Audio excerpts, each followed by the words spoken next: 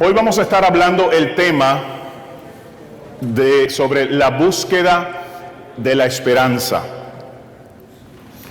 Y la semana pasada nosotros dimos una definición muy clara de lo que es la esperanza y aprendimos que la esperanza trabaja en nuestro estado de ánimo. ¿Por qué razón? Porque cuando hay adversidad, nuestro estado de ánimo tiende a alterarse, tiende a confundirse, tiende a decaerse, ¿cierto? Cuando estamos enfrentando adversidad, nuestro estado de ánimo tiende a desanimarse. Pero ¿qué ocurre? La esperanza trabaja en el estado de ánimo, ya que la esperanza es necesaria en el momento de la adversidad. Si no hay adversidad, no necesitamos esperanza.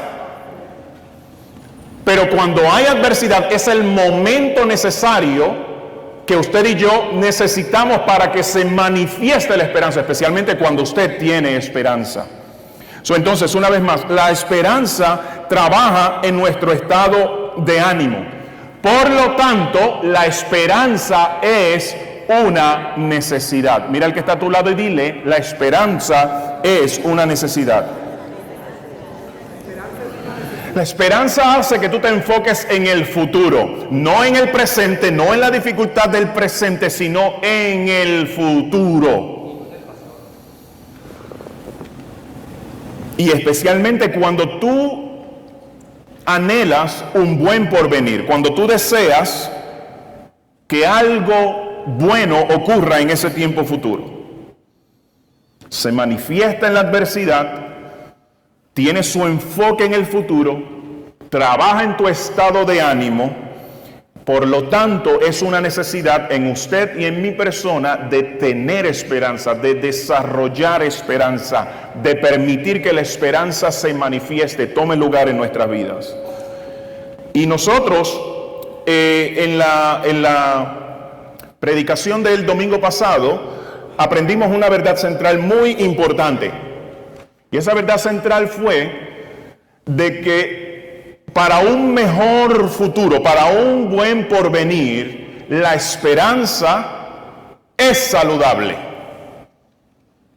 Para un mejor porvenir, para un enfoque en el futuro, tener esperanza es algo muy saludable en nuestras vidas. Por lo tanto, la esperanza es una buena experiencia, es un buen concepto. La adversidad no lo es, pero la esperanza sí lo es. Para un mejor porvenir, para un mejor futuro, para un enfoque en algo más grato, agradable, refrescante en el mañana, la esperanza es necesaria en el presente, aunque la adversidad sea un percance. Entonces, hoy vamos a estar hablando sobre la búsqueda de la esperanza. Quiero preguntarles, ¿cuántos de ustedes han perdido en algún momento dado algo de valor y de importancia? Levante su mano. La mayoría de nosotros hemos perdido algo de importancia y de valor. ¿Qué ocurre en nosotros cuando algo de valor y de importancia se pierde? Nos da ansiedad, nos da temor. Algunos lloran, otras personas sienten que su sistema digestivo se altera, les da nervios, porque hemos perdido algo de valor, hemos perdido algo de importancia, se ha extraviado. Y al perder ese objeto de importancia y de valor, el simplemente hecho de tener la experiencia de perderlo tiene un impacto en todo nuestro sistema. ¿Cierto? Claro que sí. Nos da nervios. Algunos se enojan, otras personas lloran. Algunas personas desarrollan un comité de búsqueda. En la casa ponen a los hijos, a la esposa o al esposo a buscar por toda la casa lo que se ha perdido, lo que se ha extraviado. Yo recuerdo cuando Jolie y yo éramos novios, fuimos a tener un día de playa. Y en esa semana yo había obtenido de la beca universitaria que yo estaba utilizando para pagar mis estudios, había obtenido luego de haber pagado todo, el dinero que sobró, pues era para mí, para yo disfrutarlo, gastarlo o hacer lo que yo quería con ese dinero. Eran $350. Y yo tenía en mi cartera, en el bolsillo de la parte de atrás, los $350 y el nene y la nena se fueron a tener un día de playa. Y ustedes saben cómo son los novios, ¿verdad? Cuando están en un pasadía, en un evento, en una actividad, ¿verdad? Pues juegan, se mojan, se tiran arena.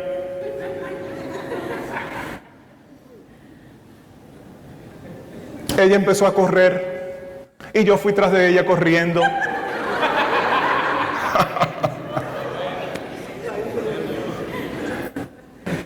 Y en el juego, en el nene corriendo a la nena por las playas de Arecibo, Puerto Rico,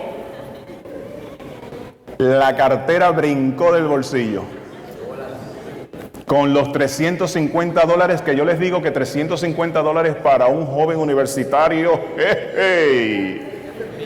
eso es mucho.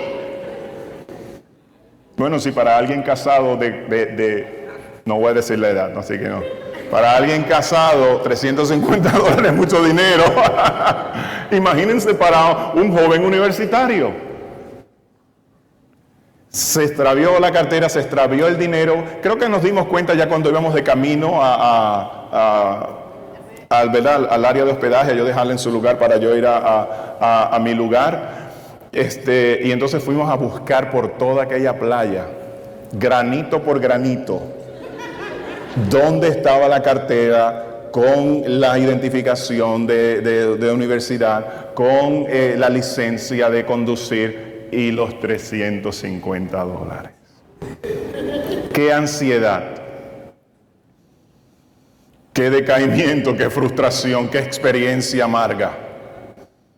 Buscamos por toda la playa y entonces pues no apareció la cartera. ¿Saben qué? Empezamos a orar. Y como algunos 3 o 4 días después, recibimos una llamada. Que alguien tenía la cartera. ¿Y qué ustedes creen del dinero? No contesté todavía. ¿Cuántos creen que el dinero estaba en la cartera? Levanten la mano. Wow, es pues la fe, la certeza de lo que se espera y la convicción de lo que no se ve. ¿Cuántos creen que el dinero había desaparecido? Fíjense, la minoría. El dinero no apareció. No estaba el dinero. Pero yo le di gracias a Dios porque tenía la cartera, mi identificación, mi licencia, y lo del dinero, pues eso se repone. Gracias por su fe.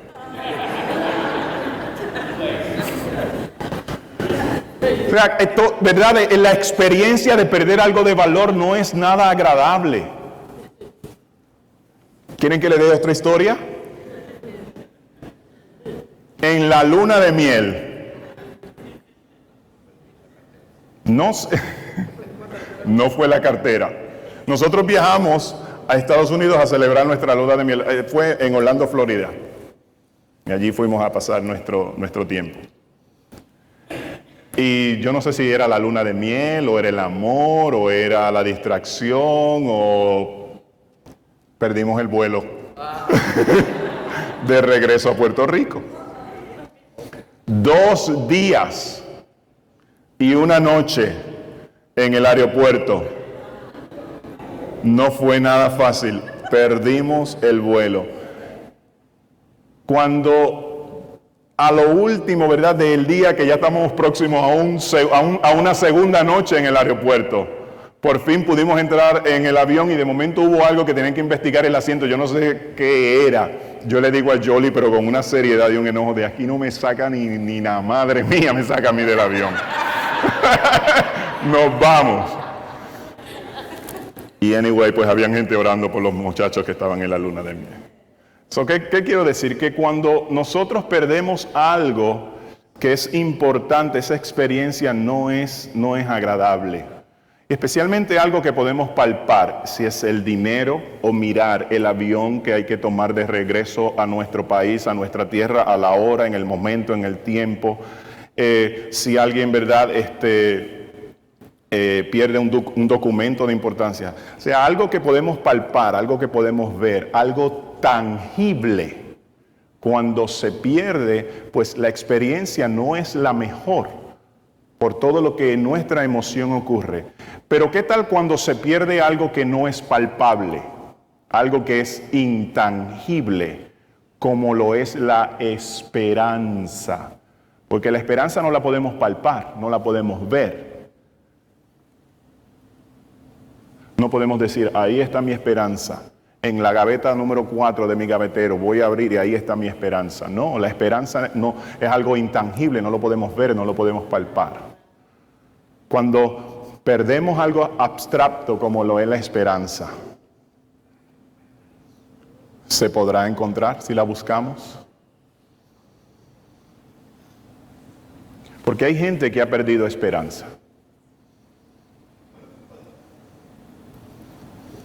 Y nuestra serie se trata, aún hay esperanza. Personas que por su experiencia de vida, las situaciones que ha vivido desde hace muchos años o hace unos meses atrás, desde luego, el estado de ánimo se afecta y el tener esperanza de que esto se pueda resolver con prontitud y sanamente, adecuadamente, el tener esperanza de que eso haya de ocurrir requiere una gran fe. Requiere reconocer y entender que lo imposible se puede lograr, especialmente cuando estamos buscando de Dios. Se puede buscar y encontrar la esperanza si la has perdido, si la he perdido. En el libro de Mateo capítulo 8 se nos dan dos historias. La historia del leproso y la historia del centurión. Esos versículos del capítulo 8 nos dan respuesta a esa pregunta. ¿Se puede encontrar la esperanza cuando la busco? Ya que la esperanza es algo intangible, como es intangible, la busco, la puedo encontrar. Ese capítulo 8 nos da respuesta a esa pregunta. Y me gusta cómo Mateo habla sobre la vida de Cristo. Es muy interesante cómo Mateo cronológicamente o en etapas divide la vida de Cristo. Y para llegar al capítulo 8, yo quiero que nosotros miremos de qué forma Mateo viene explicando la vida de Cristo hasta que llegamos al capítulo 8. Un ejemplo, en el capítulo 1 él habla sobre la genealogía de Cristo, en el capítulo 2 él habla del nacimiento de Cristo, en el capítulo 3 hasta el 4:11 él habla de la predicación de Juan el Bautista. Fíjense, todos estos eventos están ocurriendo de forma cronológica en el libro de Mateo antes de él comenzar a hablar del ministerio público de Cristo. Y el ministerio público de Cristo, y mencionamos claramente público, porque hubo un momento dado en la vida del ministerio de Cristo en donde él públicamente no tenía mucha actividad y mucho evento, sino que estaba un poquito más dedicando su tiempo exclusivamente a sus discípulos antes de la cruz y la resurrección. Y lo que fue el ministerio de Cristo, conforme Mateo lo va hablando, se extiende desde el capítulo 4, 12, hasta el versículo 13, 58. Entonces, algo que Mateo hace bien enfático en la vida pública del ministerio de Cristo era la autoridad de Cristo. Muy claro, vamos a mirar y darles unos ejemplos. Muy claro, Mateo habla sobre la autoridad de Cristo. También el libro de Marcos habla mucho de la autoridad de Cristo. Inclusive, pues Marcos no toma tiempo para hablar de la genealogía de Cristo ni del nacimiento de Cristo. Él hace una pequeña introducción y rápido en el capítulo 2 comienza a hablar de Cristo teniendo poder y autoridad, sanando enfermos y echando fuera demonios. Pero Mateo lo lleva de otra forma, cronológicamente y en etapas. Lo que fue la vida antes de Cristo, ¿verdad? Hablando ya aquí de Juan, y cuando entra Cristo en escena en el capítulo 4 del versículo 12 en adelante. Entonces, una vez más, Mateo es muy enfático en hablar sobre la autoridad de Cristo. Y lo vamos a mirar. El ministerio de Cristo, conforme Mateo lo va desglosando, se caracterizó por su autoridad en estas 4 áreas. Área número 1, la autoridad de Cristo sobre la enfermedad. Cuando usted comienza a leer el capítulo 4 de Mateo, él dice claramente que Cristo entró o fue a Capernaum, empezó a predicar el evangelio del reino y luego empezó a sanar la enfermedad y toda dolencia del cuerpo de las personas. Y luego él cita una profecía de Isaías que se estaba cumpliendo en la vida de Cristo. Esto fue escrito por el profeta cuando dijo: Él mismo tomó nuestras enfermedades, sufrió, ¿verdad?, nuestros dolores, y por sus heridas hemos sido nosotros sanados. Cristo tiene autoridad sobre Ok, dígalo conmigo otra vez. Cristo tiene autoridad sobre...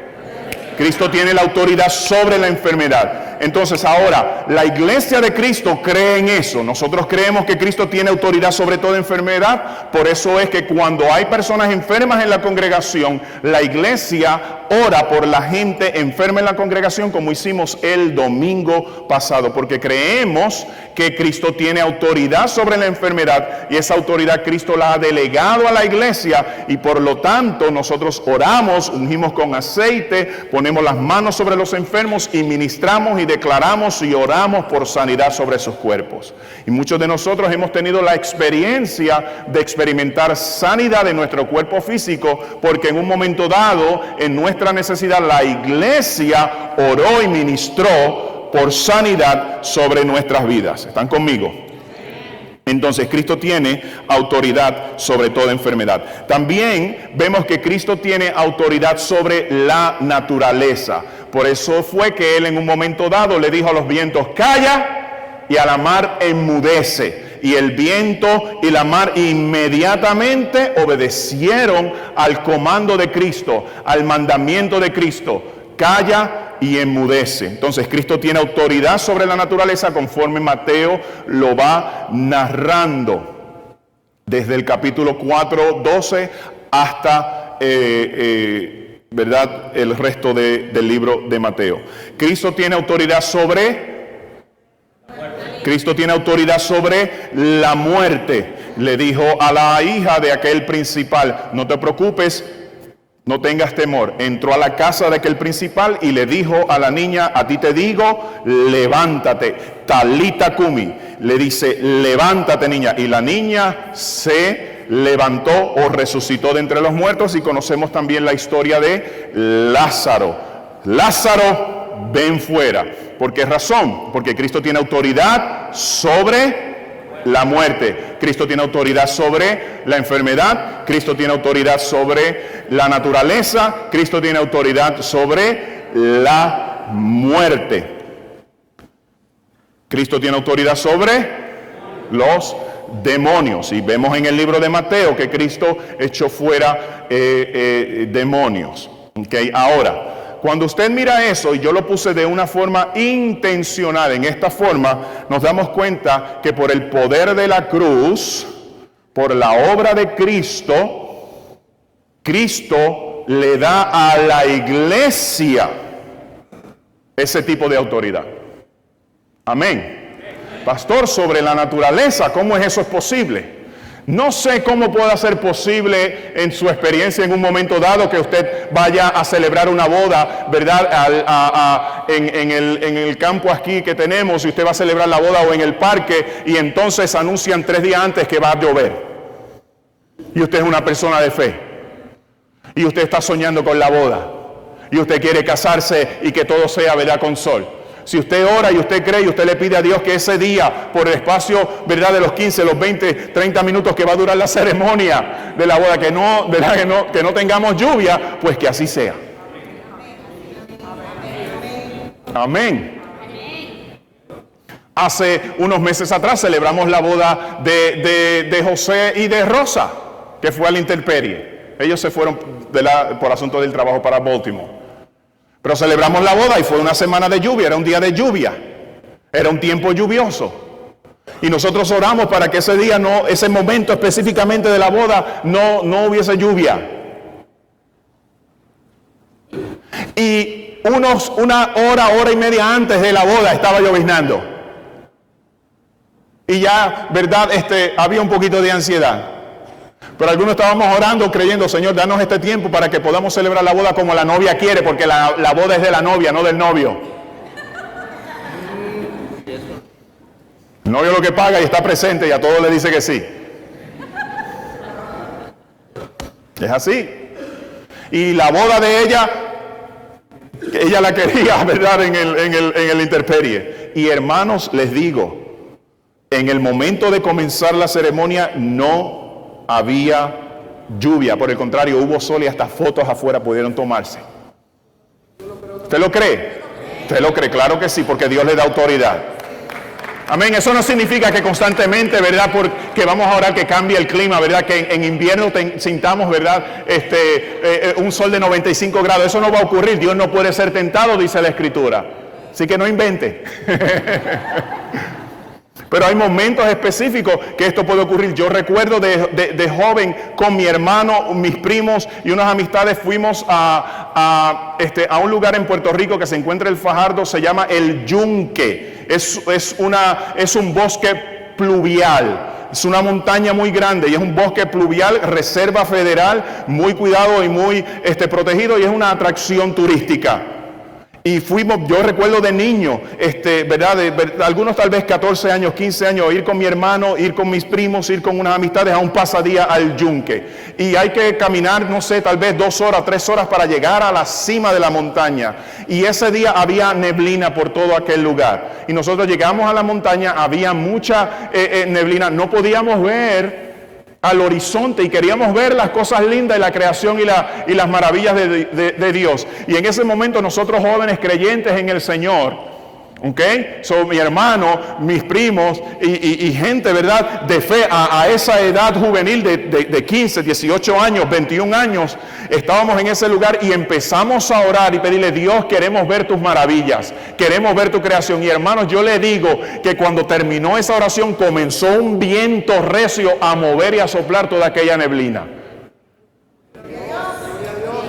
Y pudimos ver las maravillas de Dios. Ahora, ¿por qué esto es importante, este tipo de experiencia? ¿Saben por qué es este tipo de experiencia muy importante? Porque la manifestación de la autoridad, la manifestación del poder de Dios, ¿qué ocurre con la fe? La fe crece, la fe se afirma, la fe aumenta. Y entonces nosotros nos damos cuenta de que Dios tiene palabra, pero al mismo tiempo tiene poder y demostración de su poder en la vida de todo aquel que cree. Amén. Y bueno, pues hay autoridad de Cristo. Entonces el capítulo 8 del libro de Mateo va a narrar, vamos a ver esos primeros 4 versículos, va a narrar una interacción de Cristo con un leproso. Todo el capítulo, desde luego, es una interacción de Cristo con 2 personas completamente diferentes, 2 personas completamente distintas, un leproso y un centurión. Pero vamos a enfocarnos en el leproso. Y vamos a ver el resultado de esa interacción. Vamos a leer los versículos. Dice Mateo capítulo 8, versículos 1 y 2, primeros versículos que pueden ver ahí en su pantalla. Dice: cuando descendió Jesús del monte, le seguía mucha gente. Y he aquí, vino un leproso y se postró ante él diciendo: Señor, si quieres, puedes limpiarme. Jesús extendió la mano y le tocó diciendo: quiero. Se limpió. Y al instante su lepra desapareció. Entonces Jesús dijo: mira, no lo digas a nadie, sino ve, muéstrate al sacerdote y presenta la ofrenda que ordenó Moisés para testimonio de ellos. ¿Ok? Dice el versículo 1 que Jesús descendió ¿de dónde? Del monte. Así comienza el versículo. Jesús descendió del monte y mucha gente le seguía. Para Jesús descender del monte significa que él había ascendido ¿a dónde? Al monte. Porque esto es importante. Porque Mateo nos dice, en el capítulo 5 nos dice, Jesús subió al monte y dice, y se sentó, vinieron a él sus discípulos y comenzó a enseñarles. Y cuando él dice, bienaventurados los, él sube a un monte, se sienta, vienen sus discípulos y él comienza a enseñarles. Esas enseñanzas de Cristo se extienden desde el capítulo 5 hasta el capítulo 7. Capítulo 5, capítulo 6 y capítulo 7 es toda la enseñanza de Cristo, específicamente hablando sobre los principios que reinan el gobierno de Dios o el reino de Dios.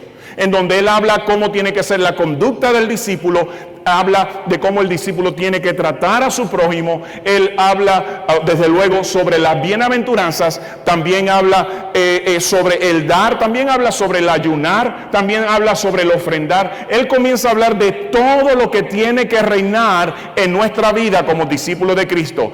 Fueron 3 capítulos de acuerdo a Mateo, no sé cuánto tiempo duró. Yo puedo entender que no duró 1 hora, posiblemente esas enseñanzas se extendieron por 3 horas. Y cuando yo hablo 50 minutos aquí nos desesperamos un poco.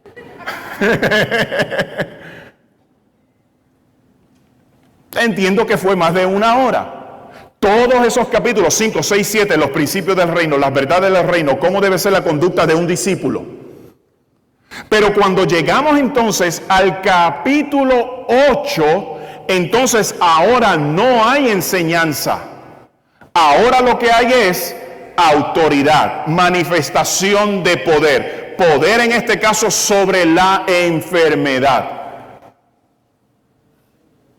Y es lo que Mateo, ¿verdad?, lleva cronológicamente enseñando en su capítulo. Primero las enseñanzas del reino y luego entonces la autoridad de Cristo y el poder de Cristo manifestándose en el reino de Dios aquí en la tierra a través de la persona de Cristo.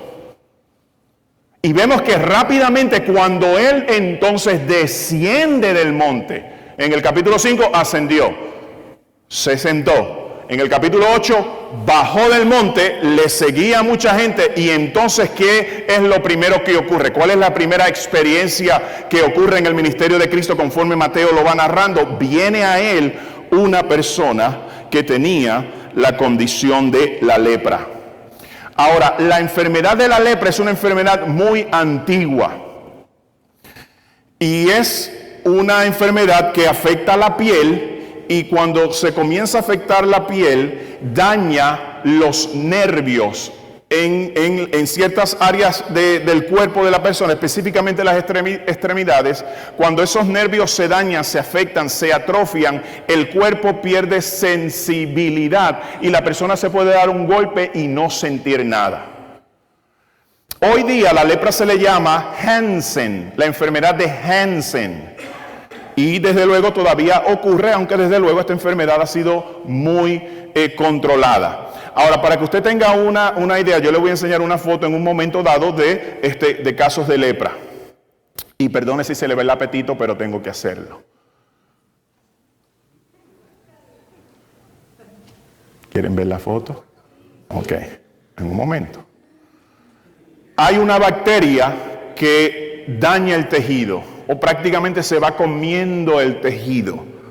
Hace tal vez 2 años atrás hubo un caso en Snellville de un adolescente estudiante creo que de high school, que estando en el río, no fue que le dio lepra, sino que una bacteria entró en su cuerpo y en inglés se le llama eating bacteria, es el término, eating bacteria, y la bacteria prácticamente se estaba comiendo, ¿verdad? Las extremidades de esta joven, a tal nivel que no le aseguraban la vida. Y fíjense que eran personas de fe y oraron y todo lo demás, y Dios hizo un milagro en su vida. Ahora ya perdió, creo que una mano o las piernas, ¿verdad?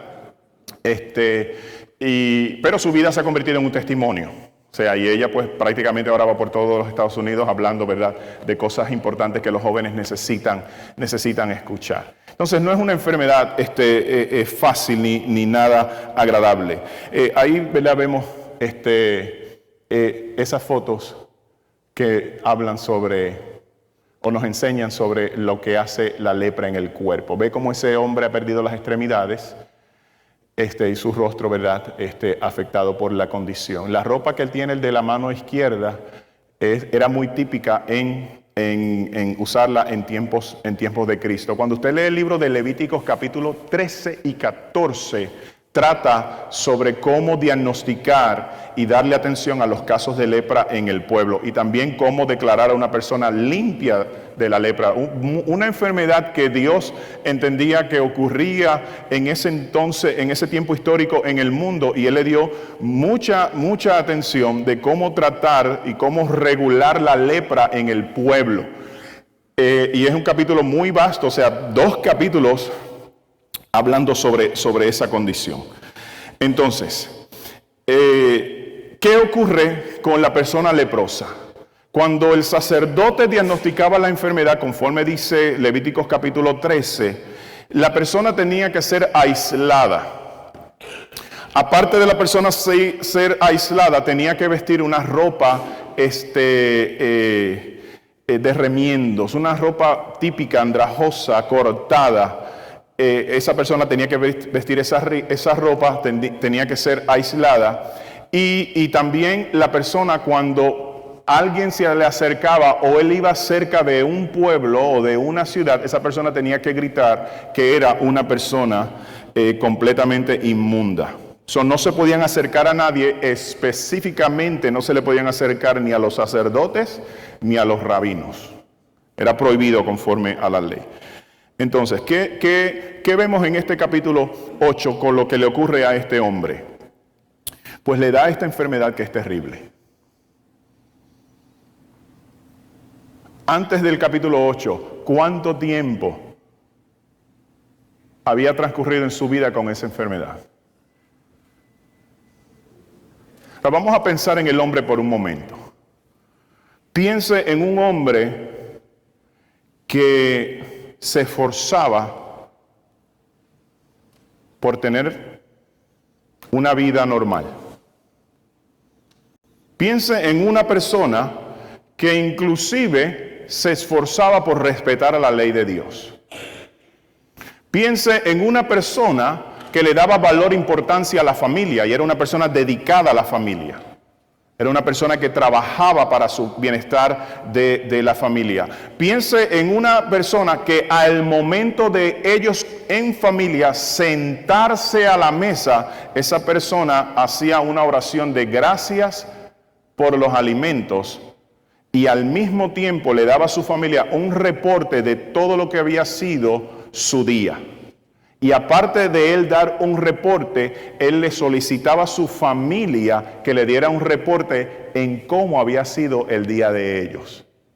Piense en una persona que tenía buenos valores, entendía lo que era la fe, la obediencia a Dios, la búsqueda de Dios, y era de estas personas que al momento de ir a Jerusalén para ofrecer el sacrificio, la expiación por los pecados, él era una persona que se esforzaba en tener todo al día en el momento indicado y llevaba la ofrenda necesaria conforme al rito de la ley para que entonces Dios diera bendición al pueblo y sobre todo bendición a mi casa y a mi familia. O piense en un hombre que al momento de sentarse a la mesa, participar de los alimentos con su familia, aparte del reporte que él daba y aparte del reporte que él recibía, también él utilizaba ese tiempo, ese momento para darle instrucciones a sus hijos en cómo vivir una vida agradable a Dios.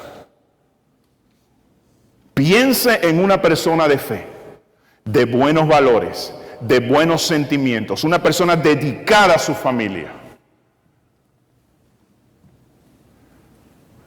Y que cuando menos lo esperaba, de una forma inesperada, él de momento ve una protuberancia en una parte de su piel. Conforme dice el libro de Levíticos, una pústula blanca o una hinchazón en cierta parte de su cuerpo, cuando él no lo esperaba. ¿Saben por qué esto es importante hablarlo, amados? Y ver esa escena, ver ese momento antes del capítulo 8. Es muy importante porque nosotros hemos mencionado en la introducción del mensaje y lo que indicamos el domingo pasado, de que la esperanza es necesaria y es muy importante que dé lugar en nuestra vida la adversidad. Pero ¿qué ocurre con la adversidad? En la mayoría de los casos, la adversidad nosotros no la vemos a la distancia pensando, ahí se acerca, ahí viene.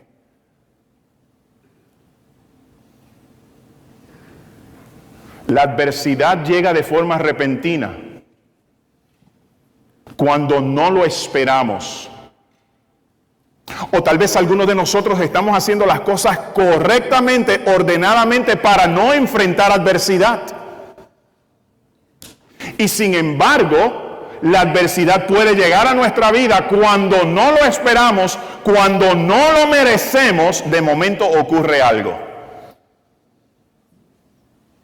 ¿Qué usted hace en ese momento? ¿Qué usted piensa en ese momento? ¿Qué usted siente en ese momento? Eso le ocurrió a ese hombre en el capítulo 8.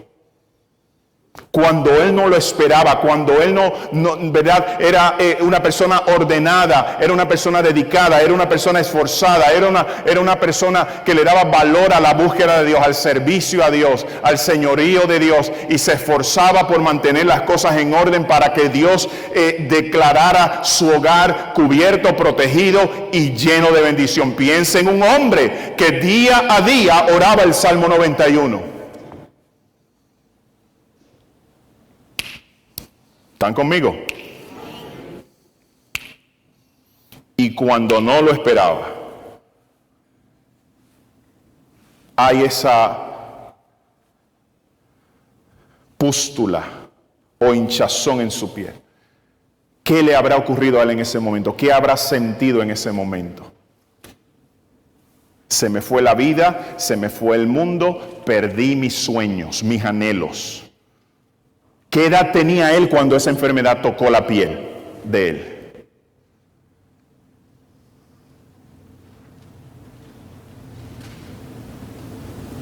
Y lo que sintió en ese momento. Y conforme a la ley que les he indicado, capítulo 13 y 14 del libro de Mateo, entonces él se presenta al sacerdote y el sacerdote lo declara leproso. Tienes lepra. Piense en este hombre que luego de hablar con el sacerdote, ahora tiene que enfrentar a la familia y decirle, me han diagnosticado con lepra. ¿Qué impacto eso iba a tener en la familia? Un gran impacto.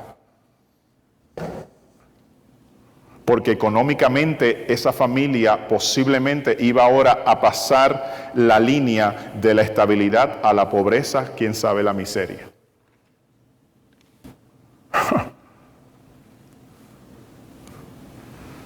Y al él darle la noticia a su familia, el lloro, el desespero, la ansiedad, el temor, la preocupación del mañana,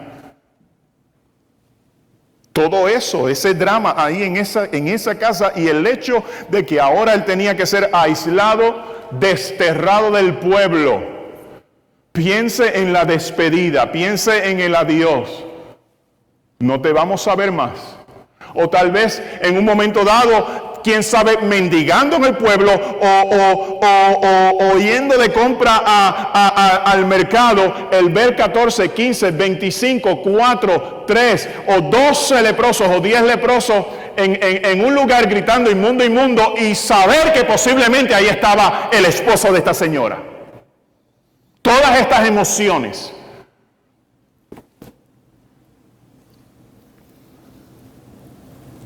No es fácil, ¿verdad, amados? No es fácil enfrentar la adversidad, especialmente de forma inesperada. O de forma que decimos, yo no merezco que esto ocurra. ¿Qué hacer en ese momento? ¿Qué hacer en ese tiempo específico? ¿Qué hacer? ¿Podrás decidir actuar en fe y declarar, esto es muy adverso, esto es imposible, pero aún hay esperanza? Amén, pueblo de Dios. Y si aún hay esperanza, entonces hay que buscar la esperanza. ¿Dónde está la esperanza? ¿En qué camino debo de dirigirme para yo encontrar la esperanza? Porque si se pierde la cartera con el dinero, la busco, la puedo encontrar, pero la esperanza yo no la puedo ver, no la puedo palpar, la puedo buscar, y si la busco la puedo encontrar. Piensen eso en la mente, en el corazón, en el alma de ese hombre. ¿Perdí la esperanza o puedo decidir? Tal vez aún hay esperanza. En un mes, en 6 meses, en un año. O perder toda esperanza. Y si la enfermedad es miserable, pues también emocionalmente vivir de forma miserable, porque las personas que no tienen esperanza, específicamente en la adversidad, su vida emocional realmente es miserable. Porque como he mencionado, la esperanza trabaja con tu estado de ánimo. Amén. Llega la noticia, da la noticia, es aislado, entonces la enfermedad comienza a avanzar, tiene que vestirse de ropas, ¿verdad?, andrajosas, como era típico o de acuerdo a la ley, lo había establecido en aquel entonces, vestiduras rasgadas, y andar con amistades o amigos o personas no conocidas, un grupo de leprosos, como vemos en un momento dado en la historia, que habían 10 leprosos, cuando se acercaron a Cristo pidiéndole misericordia.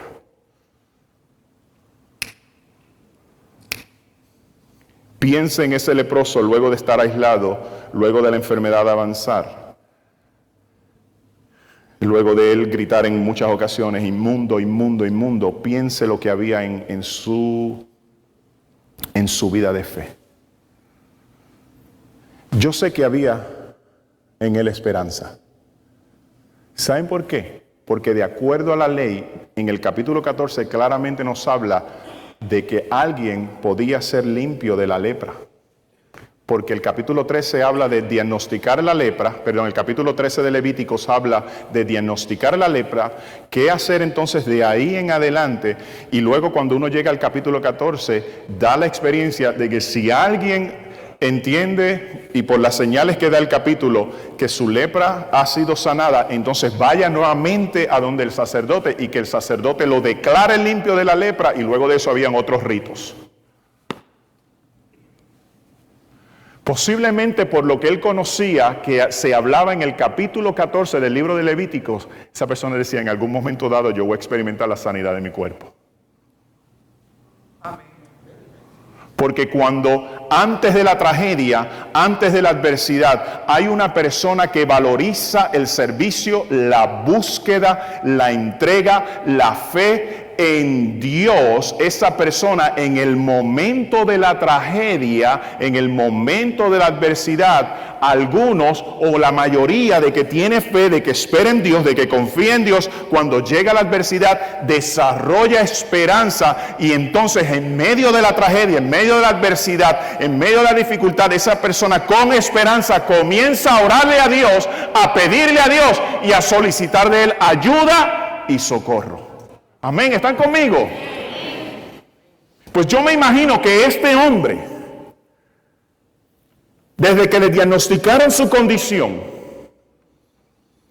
hasta el capítulo 8 de Mateo, por lo que puedo visualizar de su vida, específicamente su acción delante de Cristo, me habla de lo que yo le estoy diciendo a ustedes.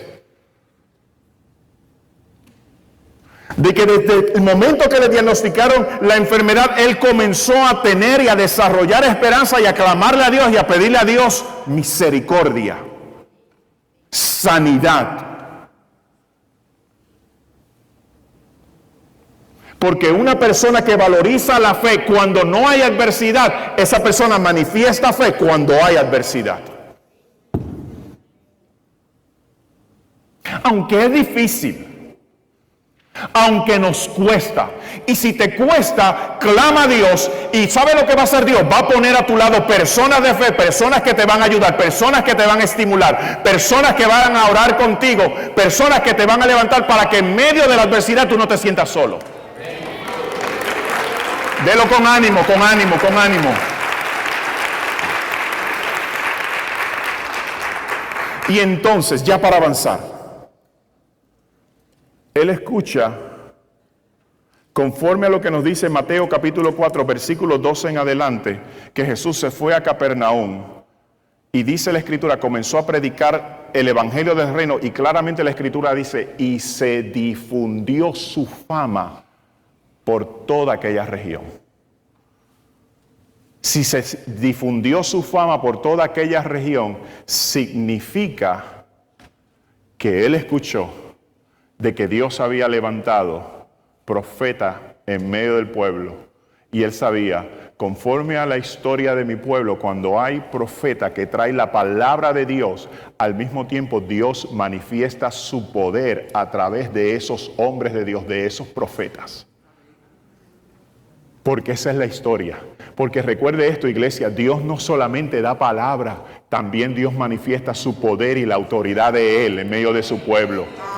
Amén. Por eso es que la iglesia de Tesalónica, en medio de tanta persecución y tanta tragedia, Pablo dice claramente que cuando fueron a ellos, no fueron solamente con palabras de humana sabiduría, dice Pablo claramente, sino también fuimos a ustedes con poder y con demostración de Dios. Y dice claramente, para que la fe de usted esté en el poder de Dios y no en la palabra de los hombres meramente.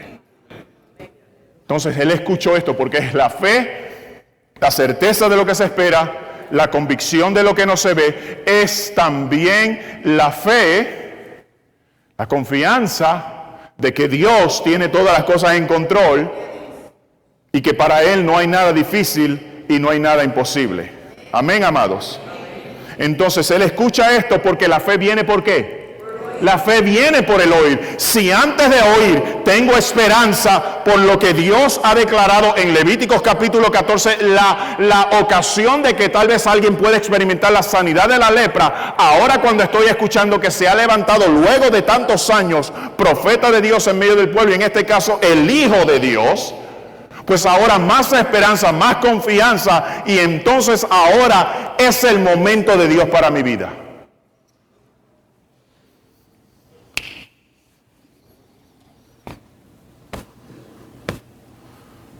Tengo que ir a Cristo.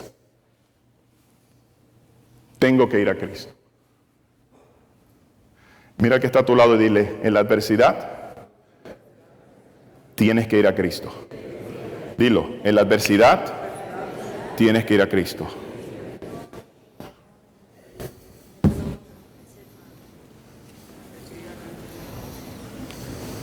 Ir a Cristo, estar en Cristo, buscar de Cristo, confiar en Cristo, esperar en Cristo, adorar a Cristo, amar a Cristo, deleitarnos en Cristo, orarle a Cristo. No desmayes, díselo al que está a tu lado, no desmayes, en la adversidad no desmayes, en el nombre de Jesús, díselo, no desmayes, en la adversidad no desmayes, ten esperanza, aún hay esperanza.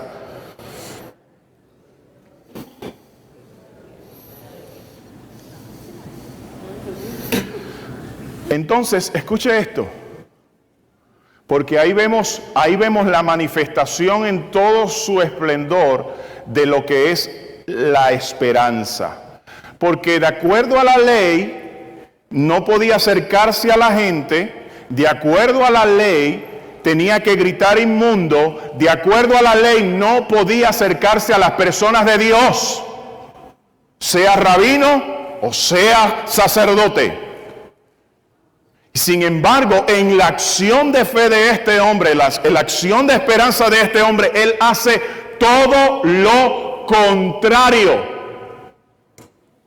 Porque él se dirigía e iba en búsqueda ¿de qué? De la esperanza. ¿Dónde está la esperanza? Hay que buscar la esperanza. Y la esperanza está ¿quién? En Cristo. Por lo tanto, con mi condición, con mi necesidad, con mi decaimiento, voy a Cristo, porque Cristo es la manifestación de todo lo que es esperanza.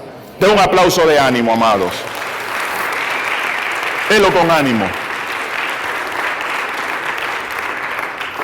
Entonces, ¿qué hizo él? Lo buscó, se acercó y le pidió. ¿Sí o no? Lo buscó. Porque ¿dónde está él? Está a 4 millas. ¿Dónde está él? Está a 30 minutos. ¿Dónde está él? Está a la vuelta de la esquina. Oh, él conoce mi necesidad. Él sabe, Dios sabe que yo le he orado. Dios sabe que yo tengo fe. Dios sabe que yo espero un milagro. Pero estás acercándote a Cristo o la fe tuya es una fe muerta. Porque la fe siempre va acompañada con ¿qué? Con acción. Dígalo conmigo, la fe va acompañada con acción. No solamente es creer, es también que tener acción. Y es dar esos pasos de fe. Si está a 1 milla, si está a 2 millas, si está a 5 minutos de distancia, tengo que ir a Cristo. Entonces le buscó. No le importaba el rechazo, no le importaba el señalamiento de la gente, no le importaba que la gente le estaba diciendo, no puedes estar aquí, tienes que estar aislado, desterrado, fuera de nuestro contorno, vete. A él no le importaba nada de eso, porque la persona que tiene esperanza busca dónde se encuentra la esperanza, la busca, se le acerca y le solicita. Amén, amados, ¿están conmigo? Entonces mire esto, le buscó, se le acercó. Y miren lo que le preguntó. Dice, bueno, la Biblia dice que se inclinó, se arrodilló y le dice, si quieres limpiarme. ¿Verdad que sí? Si quieres, puedes limpiarme. Ahora, esa palabra, si quieres, usted la mira como, pues, en nuestro latino, ¿verdad? Castellano, podemos mirarla. Si se te antoja, si te da la gana, si tienes el tiempo. Oiga, si es tu voluntad, y a veces vemos la voluntad de Dios como algo, pues si Dios le da el tiempo, si piensa en mí, si Él quiere, si quién sabe. O sea, cuando usted mira la palabra, si quieres, porque, o sea, míralo de esta forma. El hombre le pregunta a Cristo, si quieres, ¿y qué tal si Cristo le hubiese dicho, pues no quiero? No eres digno. Eres inmundo. Eso no fue lo que le dijo él a la mujer sirofenicia. De cierta forma, de cierta manera. No le dijo a la mujer sirofenicia, ten misericordia de mí, mi hija está atormentada por un demonio. ¿Y qué le dijo Cristo? No es bueno el pan de los hijos dárselo a los perrillos. En otras palabras, esta es la mujer, si quieres, y Cristo le dice, no quiero. No te lo mereces. Y usted sabe lo que la persona de esperanza que hace, verbaliza fe. Y la mujer le dice, claro, tienes toda la razón, pero aún los perrillos comen de la migaja que caen de las mesas de su Señor. Y Jesús le dice, grande es tu fe, grande es tu esperanza, hágase contigo como tú quieres. Amén. Pero volvamos al hombre, le dice, si quieres. ¿Sabe lo que quiere decir eso? La palabra griega es kurios, diga conmigo kurios. Mire lo que quiere decir kurios. Kurios quiere decir supremo en autoridad. Supremo en autoridad. Yo les dije a ustedes, tal vez se le olvidó, pero vamos a refrescarnos la mente. Yo les dije a ustedes que Mateo muestra la autoridad de Cristo sobre la enfermedad, sobre la naturaleza, sobre la muerte y sobre los demonios. Cuando Él le dice, si quieres, le está diciendo, tú eres una persona suprema en autoridad. Ahora, no lo voy a hablar porque si no nos vamos a las 5 y a las 6 hay que estar aquí. Pero cuando usted lee en el mismo capítulo 8 del libro de Mateo, el caso del centurión. ¿Verdad que yo les dije que la historia de Mateo capítulo 8 es la interacción de Cristo con dos personas, un leproso y un centurión? ¿Se acuerda que el centurión le dijo a Cristo, no tienes que ir a mi casa a sanar mi siervo? Di la palabra y mi siervo ¿qué? Sanará. Di solamente la palabra y mi siervo sanará. Y entonces luego que dice esa expresión de fe, entonces le da una ilustración a Cristo. Cuando le dice, porque yo soy una persona bajo autoridad y tengo personas estoy bajo autoridad y tengo personas bajo mi autoridad, y le digo a aquel que haga esto y lo hace, le digo al otro que haga aquello y lo hace. Di la palabra, porque tú eres una persona suprema en que en autoridad. Amén. Amén. Entonces la palabra curios en el Nuevo Testamento, miren lo que implica. Implica o expresa la voluntad de querer. Implica la voluntad de querer. En otras palabras, cuando Él le dice, si quieres, puedes limpiarme, le está diciendo suprema autoridad, y yo sé que es tu voluntad limpiarme. ¡Ay, Dios mío! Es tu voluntad limpiarme. Y Jesús le dice, vamos a manifestar esto que tú crees de mí. Quiero ser limpio. Y dice la Escritura, lo leímos, ¿verdad? Y yo se lo señalé en color amarillo. Inmediatamente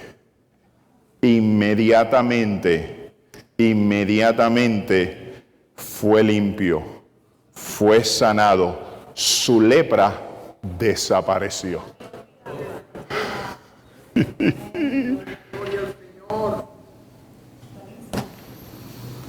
Amén. Todo esto se logró porque a pesar de los días, las semanas, los meses y yo no sé cuánto tiempo una persona con lepra duraba. Vamos a darle un año. 360 días conforme al calendario judío. A pesar de los días, a pesar de la semana, a pesar de los meses, a pesar de 360 días, Él logró experimentar esta gran bendición, esta gran sanidad, porque Él se decía, ¿saben lo que se decía? Aún hay esperanza. Y aquí es donde usted y yo aprendemos esto. Para buscar a Cristo hay que luchar. Con esperanza vencerás. Para buscar a Cristo hay que luchar, porque Él tuvo que luchar consigo mismo, tuvo que luchar con la vergüenza, tuvo que luchar para llegar a Cristo. Le voy a buscar, voy a llegar a Él. Sé que me van a tratar de evitar que yo llegue, sé que me van a señalar, sé que algunos, ¿verdad?, se van a llenar de temor. Yo voy a sentir vergüenza, lo hago, no lo debo hacer, pero si voy a contaminar a alguien, pues no debo de exponerme a eso, pero no importa, la esperanza logra lo que uno espera, especialmente cuando uno lucha. Y si tú luchas con esperanza, vencerás. Amén. Mira el que está a tu lado y díselo. Díselo. Si luchas con esperanza, vencerás. Amén. Vamos a estar en la posición de pies. ¿Aprendió algo?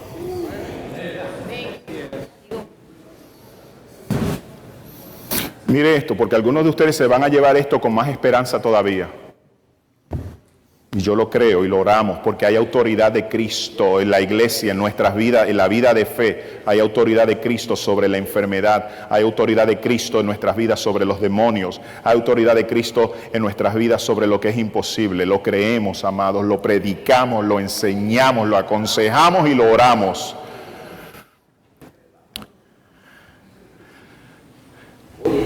En tu necesidad será la voluntad de Dios obrar a favor de lo que tú crees, esperas, anhelas, oras y deseas. Hoy yo te digo, es su voluntad. ¿Por qué razón? Porque si tú eres una persona que agrada a Dios, que busca a Dios, que sirve a Dios, saben que tú estás en la voluntad de Dios. Tú no estás buscando la voluntad de Dios, tú estás en la voluntad de Dios. Y esos pasos de Dios te van a guiar, te van a dirigir a que la experiencia que tú esperas entonces se manifieste y tome lugar. Así que lucha. Míralo ahí. Lucha. Para buscar a Cristo, para llegar a Cristo, para ver el poder y la autoridad de Cristo manifestada, hay que luchar. Hay que vencer desánimo, hay que vencer desespero, hay que vencer decaimiento. Entonces, Él le dice a Cristo, si quieres. Cristo le dice, si quiero. Ahora, piense en Él regresando a su casa. Piense en Él ahora integrándose nuevamente a su familia. ¿qué iba cantando ese hombre? Él no iba cantando, entonces la Virgen, no iba cantando eso. ¿Sabe lo que él iba cantando? Yo sé quién soy yo. Sé quién soy yo. Tuyo soy. O ¿cuál fue el otro? Cambiaré mi tristeza. Cambiaré la vergüenza de la lepra. Porque ahora, oiga bien, ahora él iba de regreso a su familia con una sonrisa, con un gozo, con un cántico, porque él cambia nuestro lamento, ¿qué? En gozo, en baile. Y yo me imagino él entrando y el perrito de la familia que lo reconoció. Y yo no sé si usted ha tenido la experiencia de cuando usted está entrando a la casa, que el perrito conoce que usted ha llegado a la casa. ¿Cómo viene el perrito? Moviendo la colita y corriendo a donde usted. Pregúntelo a mí, que todos los días tengo la experiencia con Salomón. Ahora el perrito contento, alegre, y cuando la esposa le pregunta ¿qué pasó contigo? Y él le dice, Dios ha visitado a su pueblo. Gloria a Dios.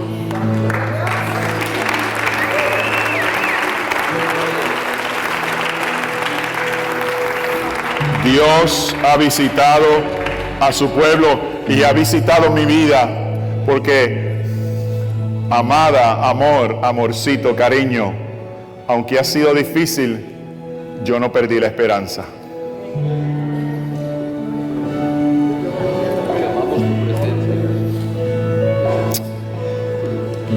Y ahora lo que nos espera es buenos años de estar juntos, amándonos y haciendo lo que en un momento dado tuvimos que parar de hacer por mi condición. Amén. Entonces, reconoce la autoridad de Cristo. Escúchalo bien, en todo tiempo reconoce la autoridad, y usted la ora. En mi adversidad yo reconozco la autoridad de Cristo, porque Él tiene autoridad sobre la enfermedad, Él tiene autoridad sobre la naturaleza, Él tiene autoridad sobre la muerte, Él tiene autoridad sobre los demonios, y yo en mi adversidad yo reconozco la autoridad de Cristo. Reconoce que es su voluntad obrar, especialmente si usted está buscando de Dios, si usted tiene fe en Dios, si usted está sirviendo a Dios. Recuerde que usted está en la voluntad de Dios, y en la voluntad de Dios obrar a favor de su vida. Y obedece el hablar de Dios.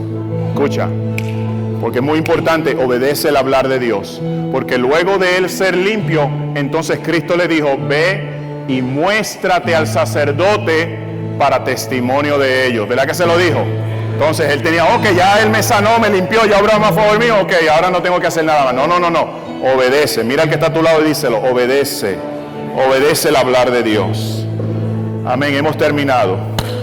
Amén.